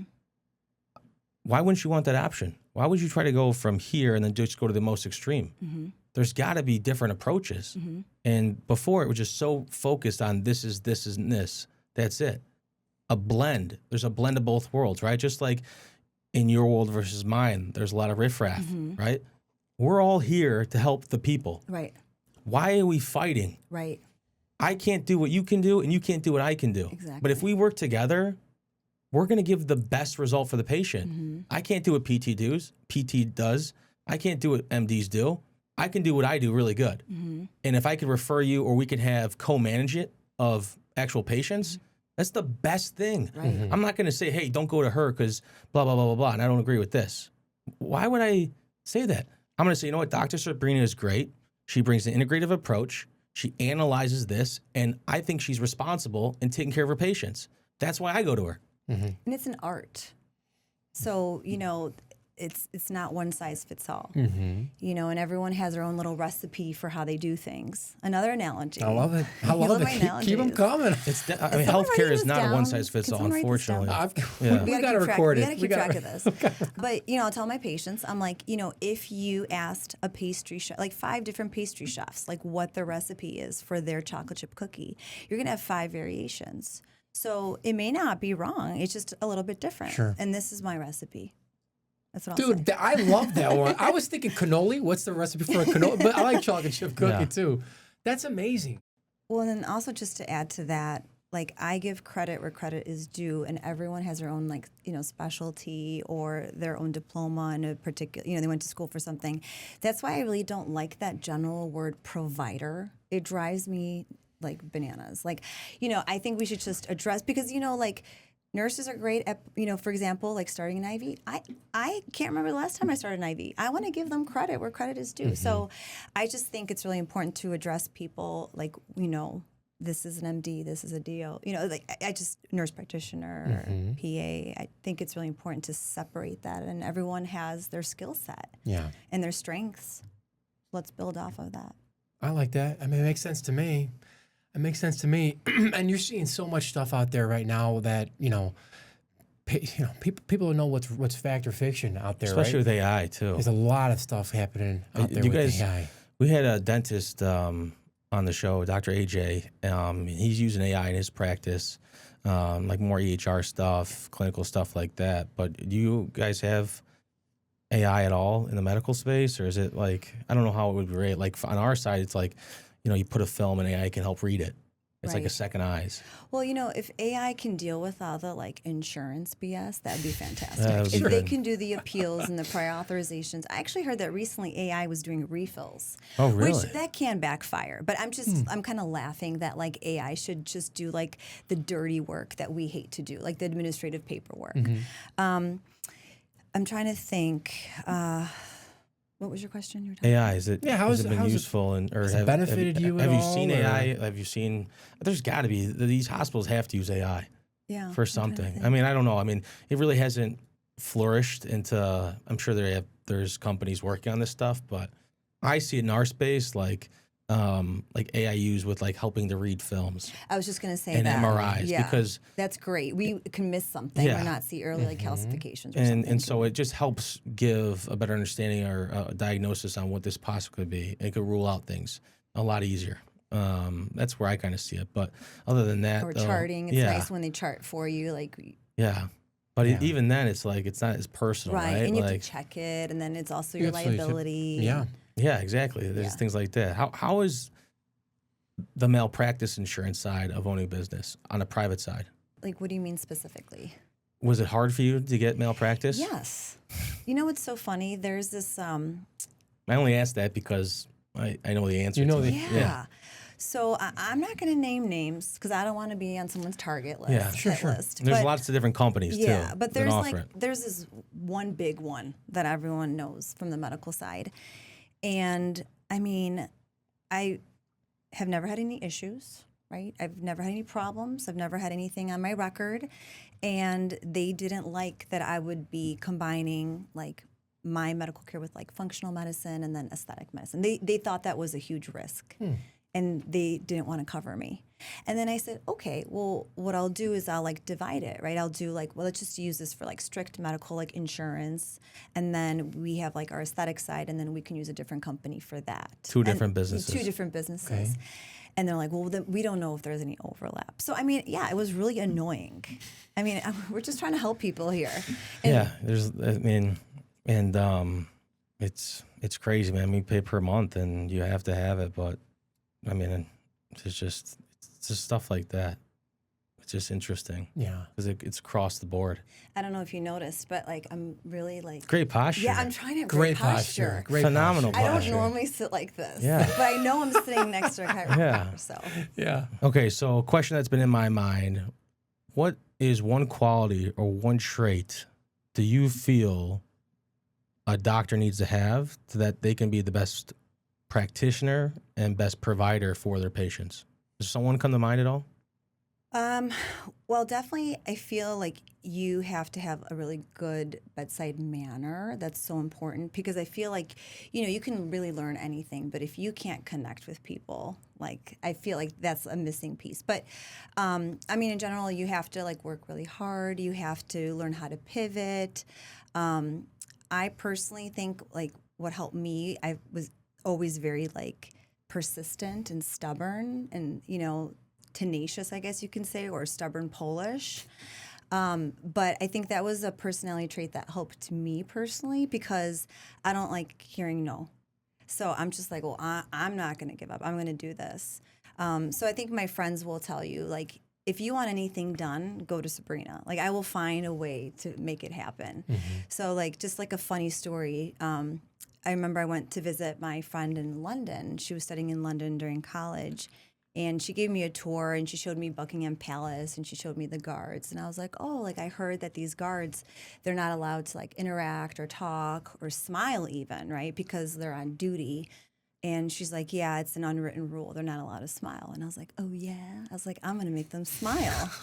And she's like, okay, Sabrina. So, like, I did it. I made one smile. So I just feel like even though school was tough, even though there was just so much that I had to go through, and I had to sacrifice so much, you had to sacrifice so much, right? When our friends were going out and having fun, like, we couldn't. We had to study.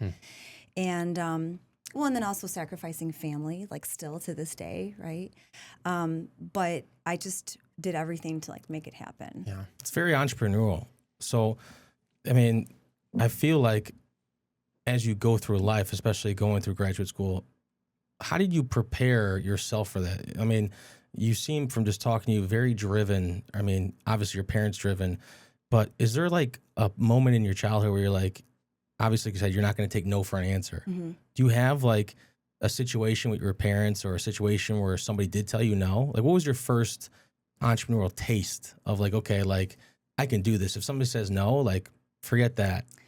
So it's funny that you say that because, I always psychoanalyze my own self. So I'll be like, okay, this is the reason why I am the way that I am. And like now that you mention it, I mean, my parents said no all the time. I mean, they were very strict Polish, parents. So anything that I would ask for. We also had, we didn't have much when we first came to this country. So like I didn't have many like options. So anything that I would ask, it would be like a no. Hey, can I study abroad? No. Can I do this? No. Can I go to this friend's house? No. Can I go to the movies? No. It was always no, no, no. And I think maybe I just got sick of it. And I'm like, I'm gonna do things, darn it. Like I want to do things my way. Yeah. But you mentioned like the entrepreneurial part. I feel that, maybe it was just something that I kind of like got from my dad's side of the family. So my grandma had this business in Poland, and it was a family business. She was very entrepreneurial, and I think she was like my role model. My grandfather passed away at a young age, and she had to figure out the family business, and she had 3 kids. And then she managed that business, until she passed away. And she actually was managing the business in her 90s. Wow. And she was with it. She was like sharp as a tack. And I loved like the joie de vivre that she had. She was always like, Swag. she was very social. She like loved to dance. If there was a wedding, she would be the first one on the dance floor. I love that. And, she would have friends over. Being social is very important for longevity and for health, right? And she was so popular. And she would, she'd come to the States and she'd get these great outfits. And then she'd go back to Poland and her friends would be like, where'd you get that outfit? And she'd be, in church and she'd have like the fabulous hat on. And then she'd have some friends over at night and they'd do like a shot of cognac. And she said, that's the key to longevity. So she kind of like managed the family business and she was really good at it. So I feel like maybe I have it from like that side. But a fun story that I wanted to share, as a kid, I had this friend, Carolina, and Carolina and I, we would have lemonade stands outside of the pool where we lived. We lived in an apartment building. And we would have these lemonade stands and we would do really well. And it involved like talking to people and like encouraging them to like buy this lemonade that we made, right? And the pool actually had like, a vending machine. So they had like sodas and snacks. And I'm like, okay, well, if they have snacks, we should have snacks. And then I'll make sure that these snacks are cheaper and we'll buy them in bulk and all these things. So I remember like, we were maybe 12 years old and we made $80 one day.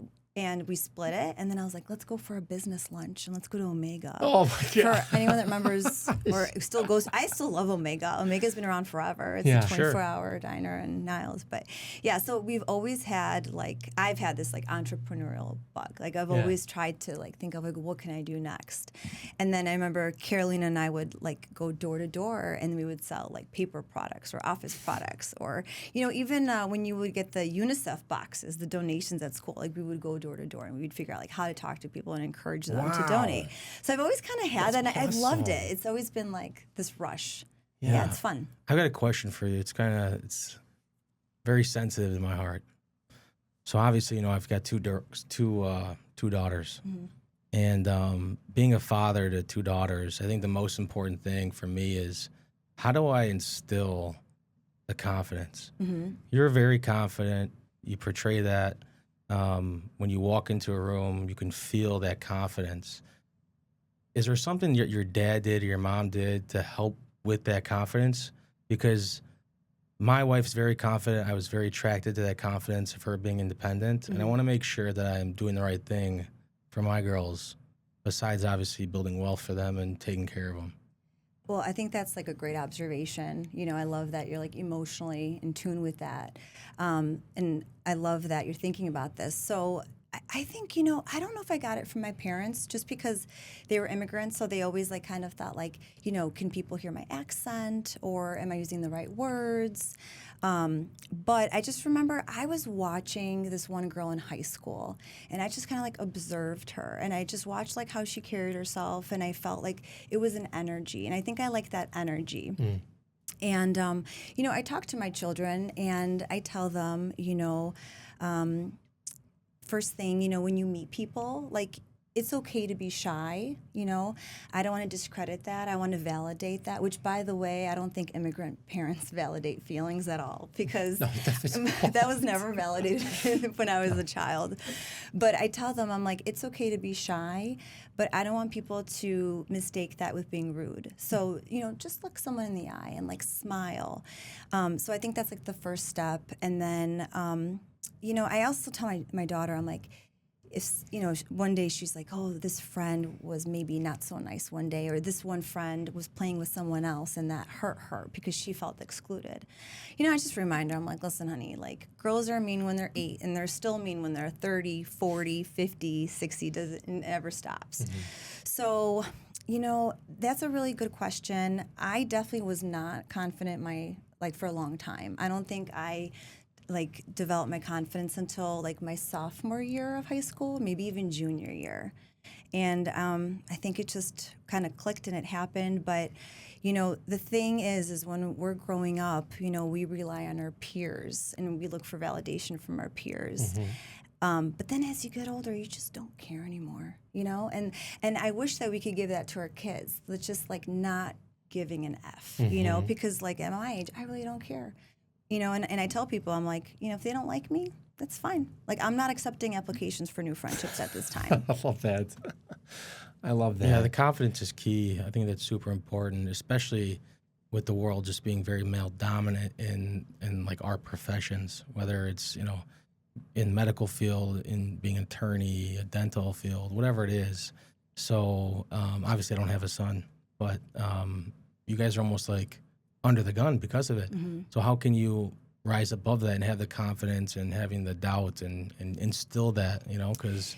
Actually, and one thing I wanted to add, I'm an only child, which I had mentioned, and I know people, we get a bad reputation, right? People think that we're just spoiled, and I'll say we are spoiled with love, of course, because the parents don't have to share that amongst the siblings. But my parents, they told me you have to figure it out.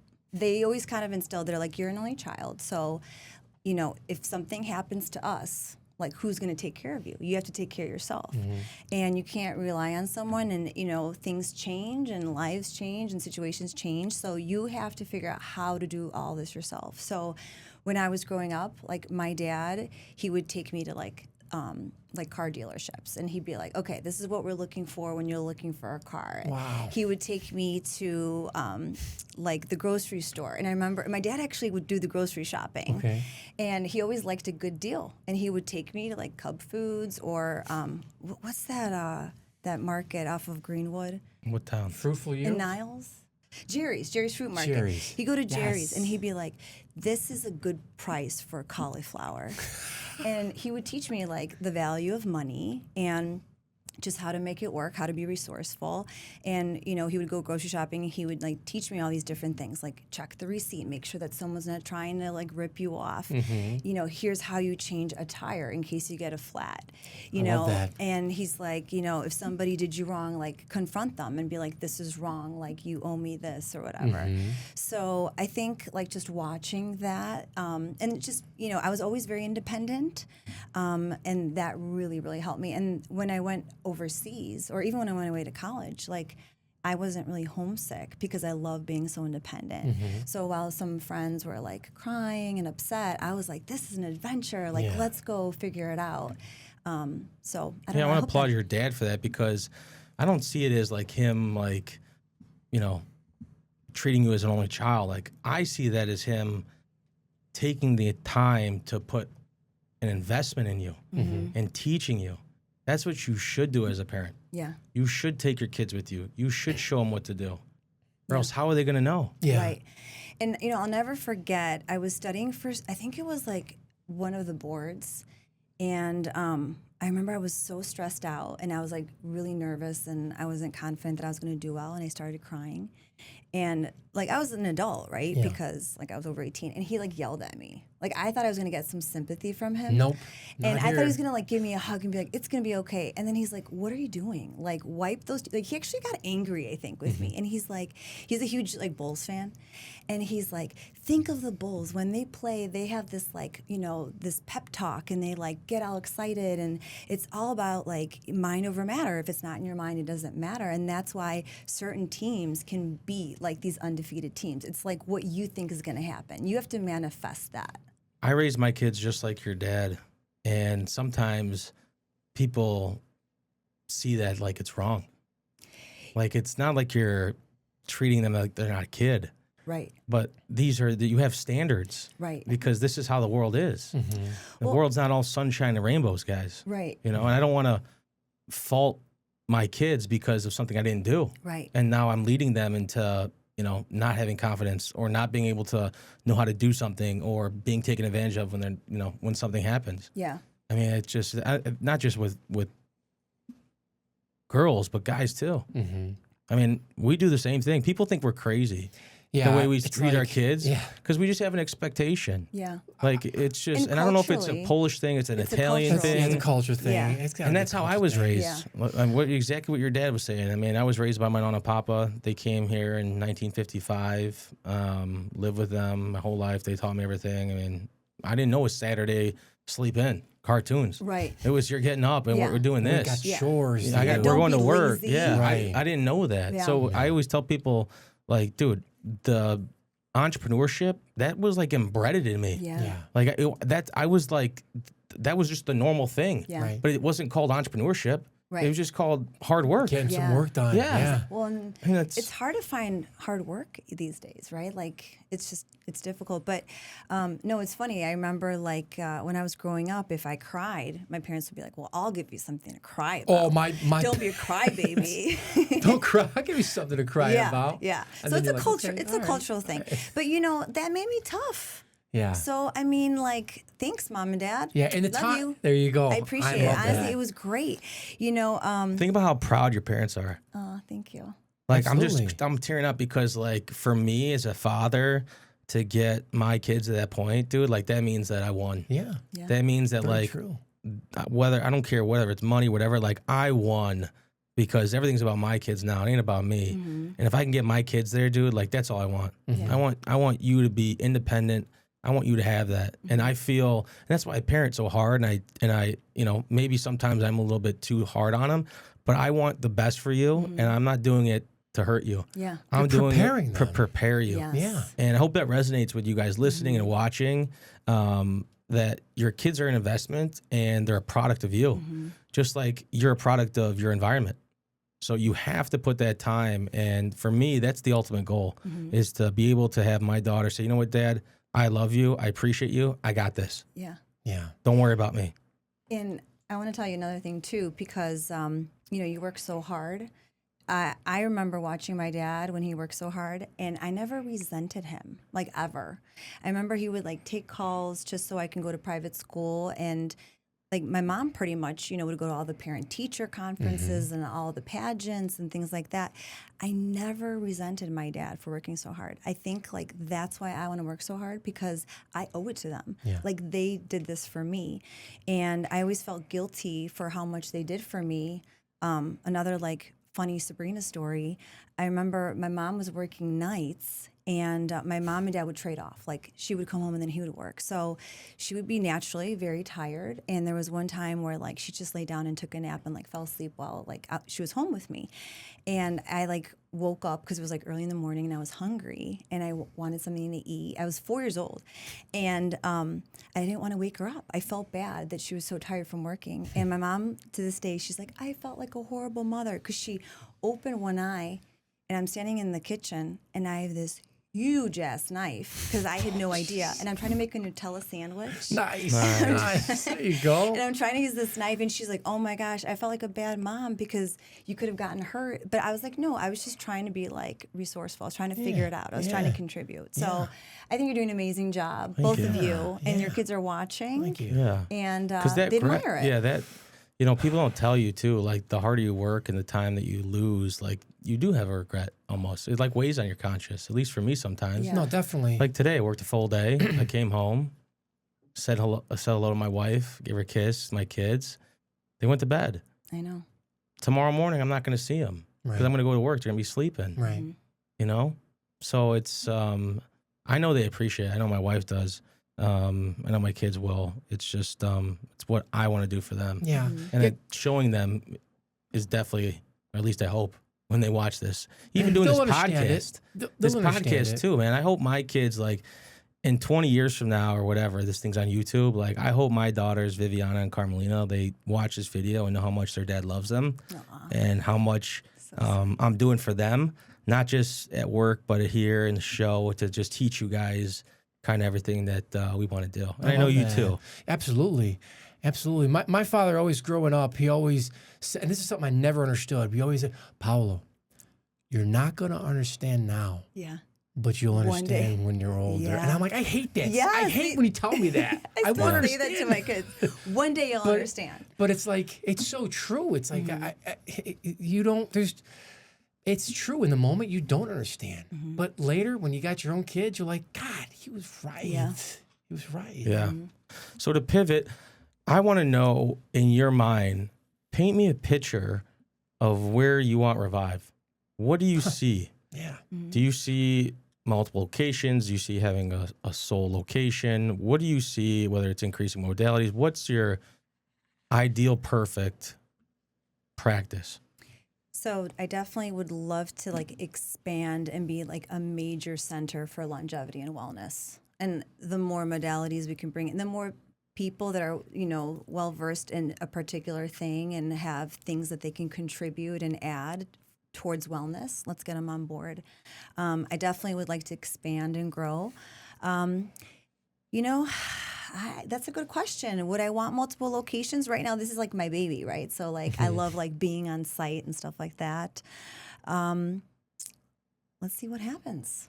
Never say never to anything. Yeah. I didn't think I was going to be doing this. I feel like Do you feel like alive again almost? Yeah. Like every day's different? It's not the same, like 9 to 5? Yeah. I come home like so exhausted that like sometimes I'll miss my exit and I'm like, where am I going again? But it's like a good... It's very validating though. Yeah. And you feel like you're really like contributing and I know my patients like appreciate it and I see that and that makes me so happy. Just another cool story I wanted to share.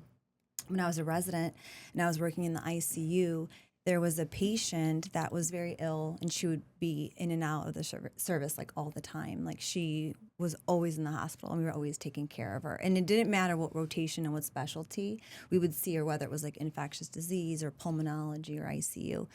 And years later, I actually saw her husband in a department store that I go to like frequently. And I was like, oh my goodness. I was like, I remember you. I took care of your wife. And he's like, I remember you too.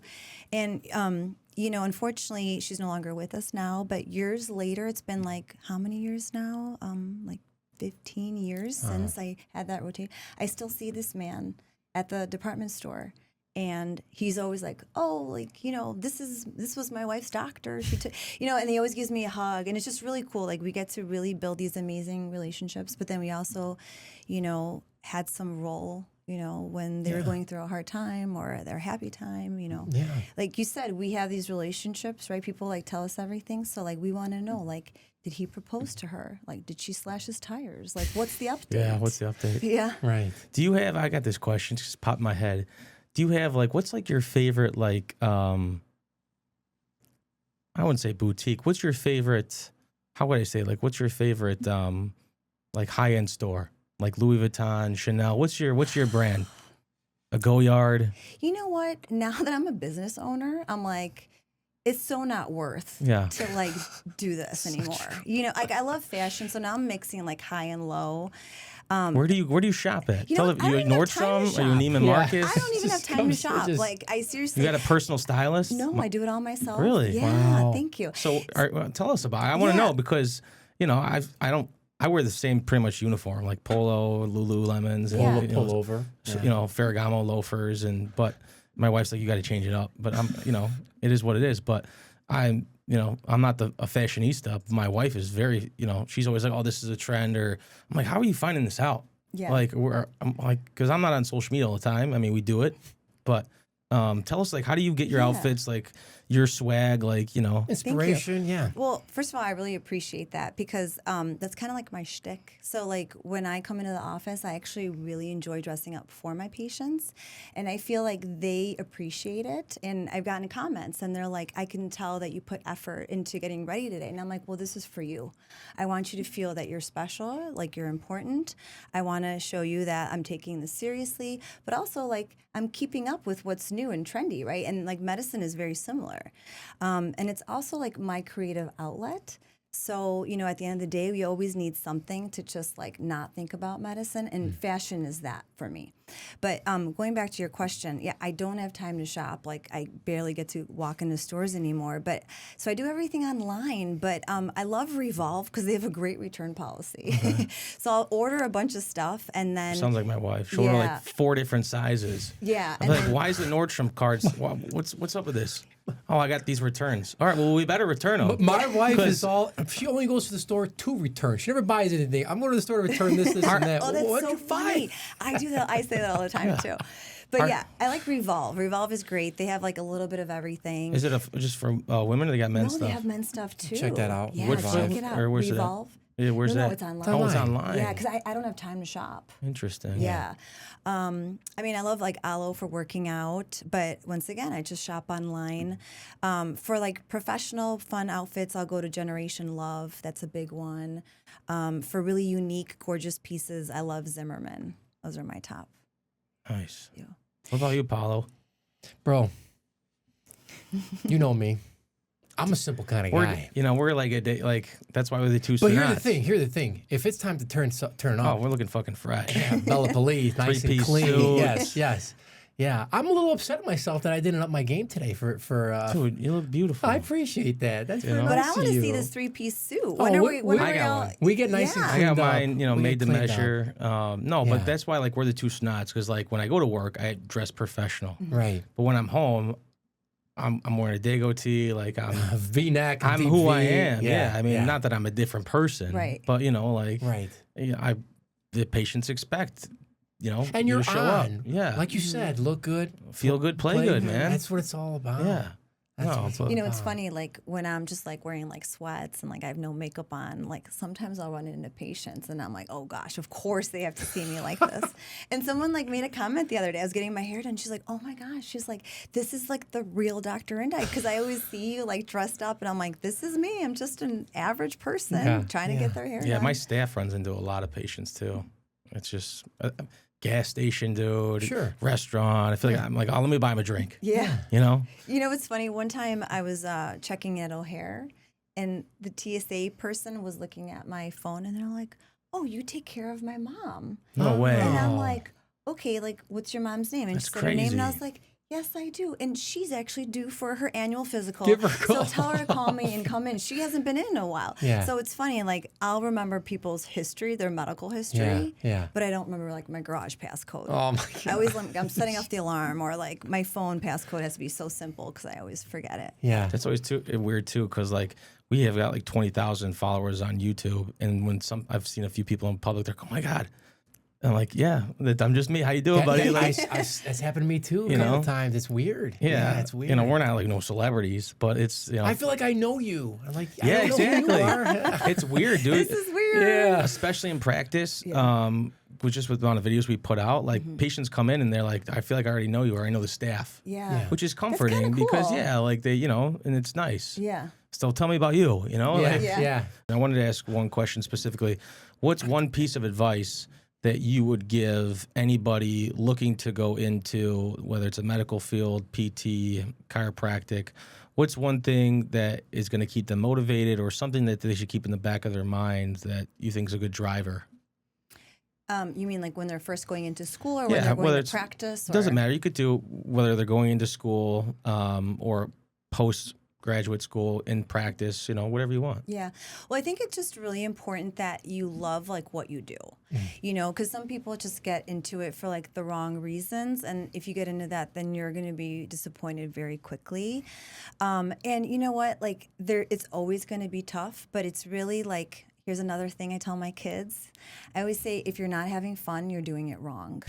So life is always going to be tough. There's always going to be annoying things, but like you have to find like a way to make it fun, So it's going to be very challenging, and you just have to figure it out. You have to make it work, but it'll be fun and it's very rewarding. I mean, I love what I do. I can't imagine doing anything else. Like I love taking care of patients, and I love when later they come back and they're like, oh my gosh, you helped me or you figured it out.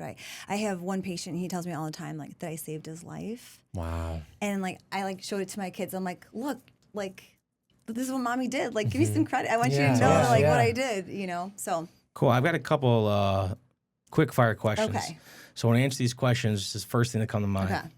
I'm ready. Shower or bath? Bath. Favorite movie?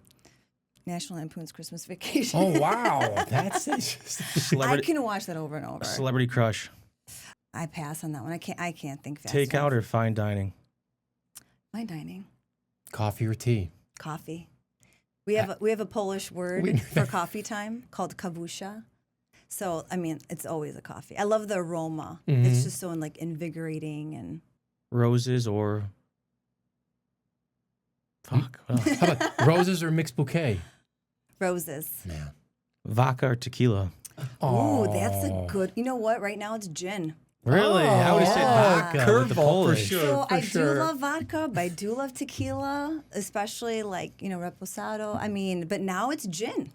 I'm keeping it medicinal. That's a curveball. I like that one. Yeah. I like that one. So. Anyways, guys, thank you for watching the show. Thank you we so appreciate much. it. If Thank you guys for having me on, yeah, guys. of course. Love to So have you on much again. fun. Anything like that. But we're going to leave all of Dr. Sabrina's Instagram, her Facebook, all of her social media platforms. You on TikTok too? I'm not. Okay. We'll figure that all out. Sorry. guys. Don't get your medical advice from TikTok, please. One of my biggest pet peeves. Just Yeah. come talk to me. Yeah. Either way, make sure you guys hit her up, follow any questions like that. You guys want to reach out to her. She's very personable. Don't be shy. And again, thank you for watching the show. If you got anything out of this show, please like, subscribe, share. We truly appreciate it. We will see you guys next week. Later. Thanks, everybody. Thank you. Bye. Ciao, ciao.